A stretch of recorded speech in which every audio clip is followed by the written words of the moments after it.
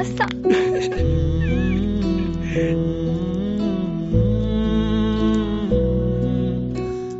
படிச்சிருக்கியா?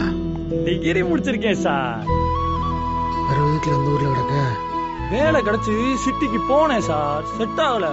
எவ்வளவு சம்பாதிச்சாலும் வாடகைக்கும் சாப்பாட்டுக்குமே சரியா போயிருச்சு. அங்கன சார் எல்லாரும் எதையோ குறி வச்சு குடு குடு குடுன்னு வேகமா ஓடிக்கிட்டே இருக்கானுங்க சார்.